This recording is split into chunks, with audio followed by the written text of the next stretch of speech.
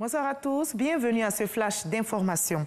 On commence par l'actualité à la CPI où la Chambre d'appel a ordonné ce vendredi le maintien en détention de l'ancien président ivoirien Laurent Gbagbo et de l'ex-leader des jeunes patriotes Charles Blé Goudé.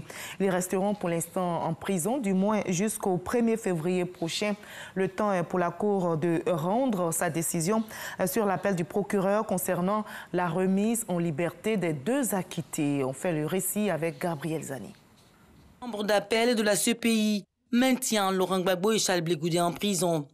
Laurent Gbagbo et Charles Blé Goudé n'obtiennent pas la libération immédiate sans condition, comme annoncé par le juge Kounota Fuseur le mardi 15 janvier. C'est le verdict prononcé ce vendredi par la Chambre d'appel. La décision a été prise à la majorité 3 contre 2 sur les 5 juges que contre la Chambre d'appel.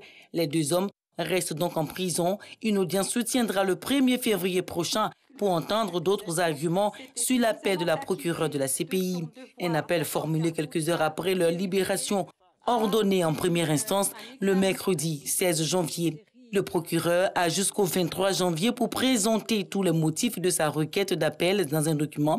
C'est ce qu'a ordonné la Chambre d'appel. Les réponses de Laurent Gbagbo et de Charles Blé Goudé ainsi que celles des victimes participant à la procédure sont attendues le 29 janvier.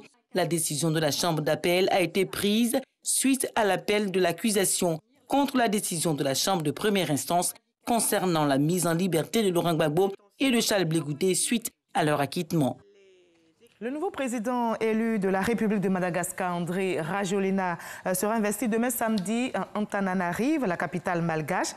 Le vice-président ivoirien, Daniel Kablan-Duncan, va représenter le chef de l'État, Alassane Ouattara, à cette cérémonie. Arrivé hier jeudi à Madagascar, il a rencontré le nouveau président élu, qui l'a félicité.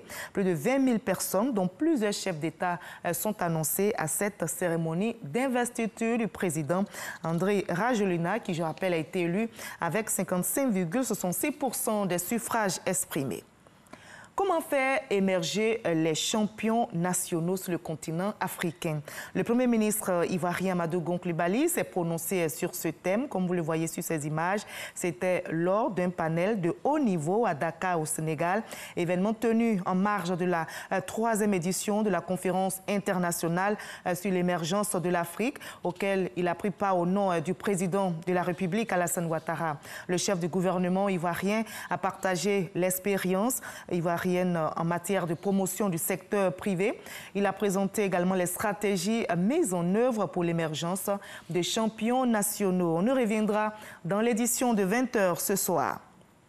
Sur place ici, en Côte d'Ivoire, la garde républicaine au nord s'est promue au titre de l'année 2019. Ils sont au nombre de 894.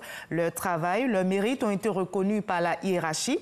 Tout grade confondu, leur nouveau galon a été arrosé comme le veut la tradition.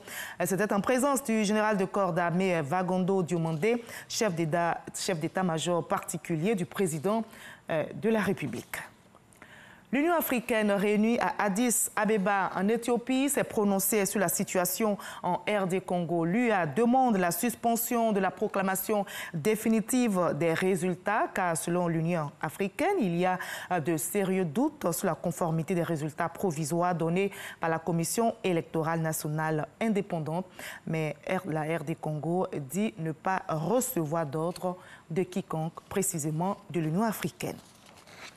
Un deuil national de 3 jours a été décrété en Colombie après l'attaque à la voiture piégée d'une école de police. C'est dans le sud de la capitale, attaque qui a entraîné la mort d'au moins 21 personnes. Le gouvernement en impute la responsabilité à la guérilla de l'ELN. C'est un acte terroriste selon les autorités de Bogota. On va se retrouver à 20 h pour la grande édition, mais juste après ce Flash Info, suivez l'info régionale pour avoir toutes les nouvelles de nos régions ici en Côte d'Ivoire. On se retrouve avec plaisir tout à l'heure.